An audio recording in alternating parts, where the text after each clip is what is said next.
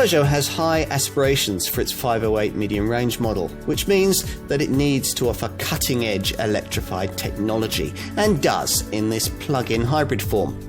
There's a price to pay for the convenience of limited fuel-free mileage, but you'll gain some of the outlay back in lower taxation payments and petrol savings. Fastback and SW Estate variants both feature with this setup, and there's premium packaging and appealing design to sugar the asking figures. This, in theory, is the fastest 508 variant you could choose. This hybrid model's combined 225 horsepower system output is matched by the top version of the conventional 1.6 litre PureTech petrol turbo model, but this electrified variant, not surprisingly, produces more pulling power, 360 newton meters of it.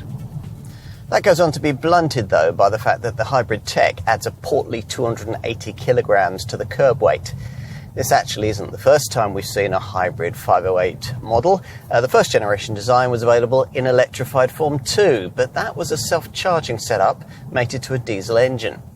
This time round, a 180 horsepower 1.6 litre turbo petrol power plant combined with an 8-speed auto gearbox is mated to a 110 horsepower electric motor on the front axle, powered by an 11.8 kilowatt-hour lithium-ion battery.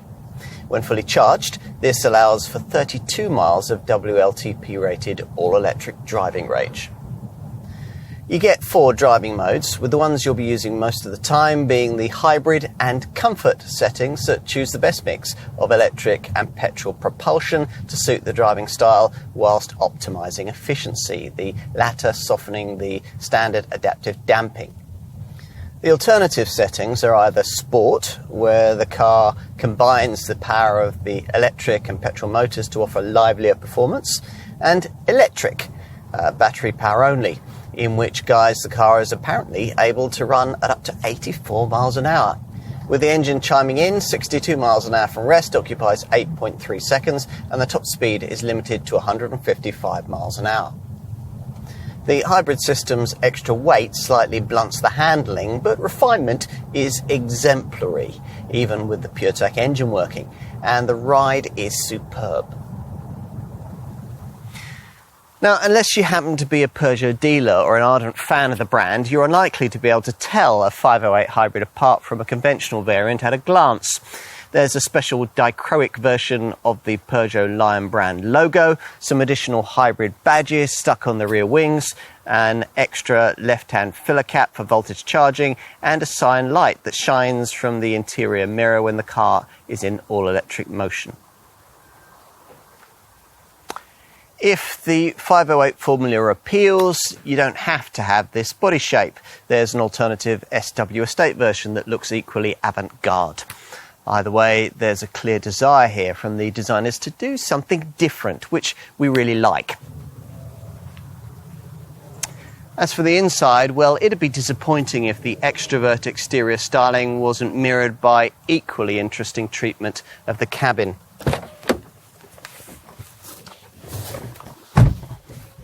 And that's just what you get. Here you get a very different design to the kind of thing you'd normally expect to find in this segment, with a standard of fit and finish that justifies Peugeot's premium pretensions. The hybrid model changes are subtle in this very high-quality cabin. There's a little lightning bolt piano key button just below the centre dash infotainment screen, which accesses various hybrid-specific functions. There's an extra energy display option for the instrument binnacle screen. We'll get to that. And the auto gearbox lever gains an extra B option so that regenerative braking force can be altered. That's about it. As ever with a 508, the interior feels of much higher quality than you'd expect from a volume brand, aided in sophistication by a digital instrument binnacle screen and a huge display for the aforementioned central monitor. As usual with a modern Peugeot, there's an iCockpit dash layout you'll have to get used to that leaves you looking over the smaller steering wheel at the instrument binnacle rather than conventionally through it. A word about those instrument gauges. They represent another of this cabin's defining talking points. Conventional dials completely replaced by this fully configurable and customizable 12.3-inch colour screen. Everything else you'll need to know can be found on what looks like a tablet PC attached to the fascia, a multi-function colour touchscreen that's 10 inches in size.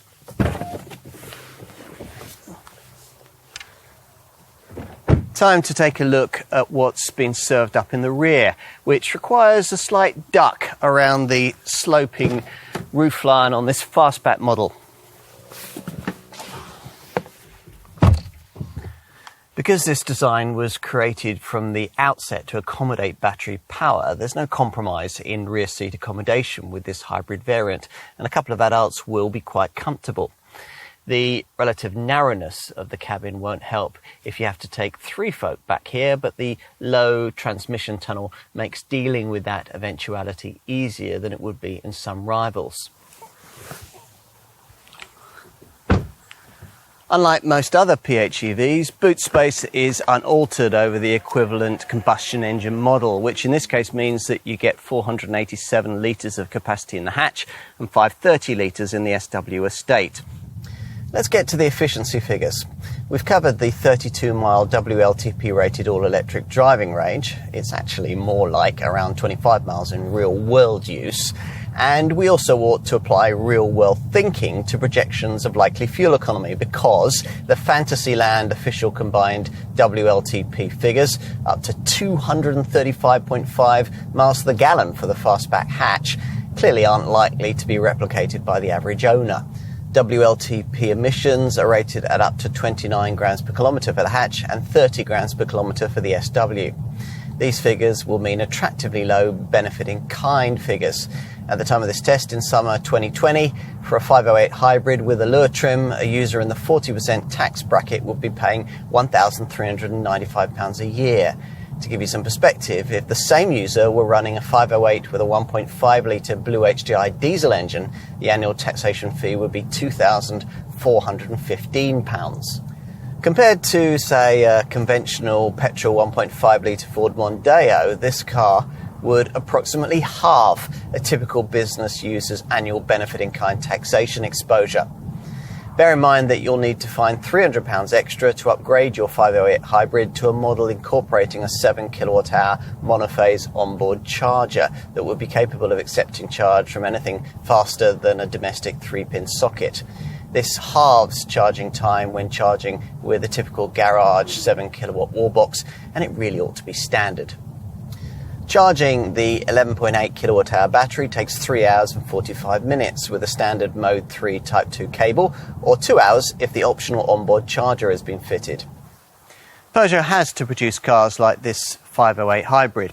It doesn't necessarily have to sell a lot of them. Most of the brand's profit comes from small cars and LCVs. If models like the 508 can also sell, then so much the better.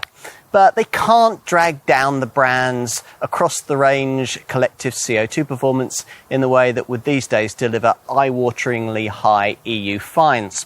So plug-in tech needs to be offered in this 508 model, even if high pricing means that the market for it is still quite small.